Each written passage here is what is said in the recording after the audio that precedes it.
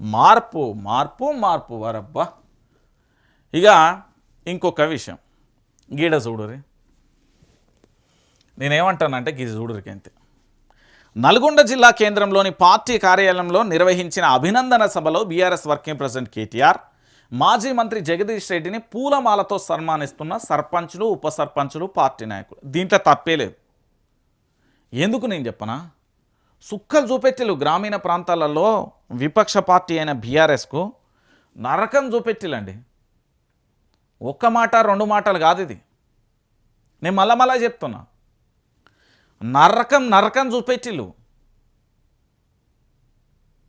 నేనే చెప్తున్నా కదా, నరకం చూపెట్టిలు అంటున్నా.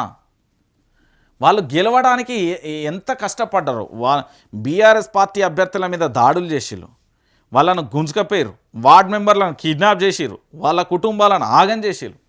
ఇది నల్గొండ ఒక్క జిల్లా కాదు, తెలంగాణ రాష్ట్ర వ్యాప్తంగా జరిగిన యథార్థమైన కళ్ళ ముంగట కనబడే ఒక దృశ్యం.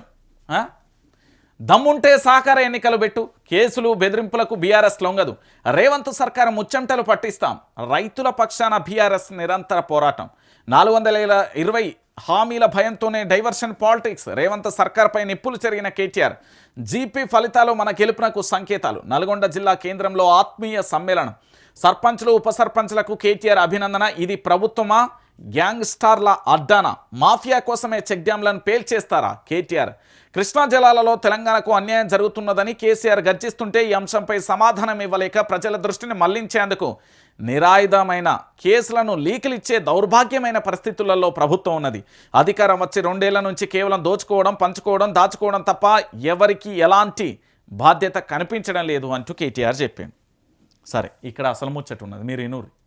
నేనేమంటున్నానంటే బీఆర్ఎస్ పార్టీ దమ్మున్న పార్టీ, మొగోని పార్టీ, దాంట్లో ఎలాంటి డౌట్ లేదు. సరే, ఓడిపోయింది. ఎంత పర్సెంట్తో ఓడిపోయింది? 1%. 1.5 ఏమో 1%తో బీఆర్ఎస్ పార్టీ ఓడిపోయింది.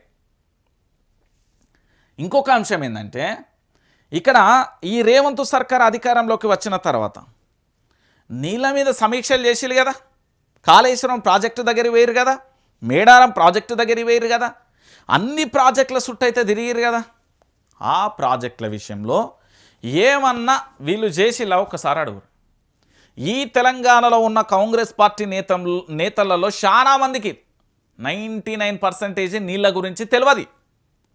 నేను మళ్ళా చెప్తున్నా, ఏదో కాగితాల మీద పేర్లు కనబడితే చదువుడు తప్ప ఒక ప్రాజెక్టులో ఎన్ని టీఎంసీలు అనేది నీళ్ళు ఉంటాయి, అవి ఎన్ని ఎకరాలకు పండుతాయి, ఎన్ని ఎకరాలకు నీళ్ళు అందుతాయి, ఆ ఎన్ని ఎకరాలతో ఎన్ని మెట్రిక్ టన్నుల పంట వస్తుంది, దానివల్ల తెలంగాణ రాష్ట్రానికి ఆదాయం ఎంత వస్తుంది, ఆ గ్రామాలు ఎట్లా అభివృద్ధి చెందుతాయి, లేదా ఏదైనా ఒక కాలువ వారుతూ ఉంటే దాన్ని ఆ కాలువ కింద పారకాలని, లేదా ఒక రిజర్వాయర్ ఉంటే రిజర్వాయర్ కింద ఆ భూగర్భ జలాల నిల్వలతోని బావిలో బోర్ల నుండి వచ్చిన నీళ్ళ సంఖ్య ఎన్ని ఎకరాలకు నీరు అందుతుంది, దాంతోపాటు ఆ రిజర్వాయర్ ప్రాంతంలో ఎన్ని ఎకరాలకు నీరు అందుతుందో అడుగుర్రి.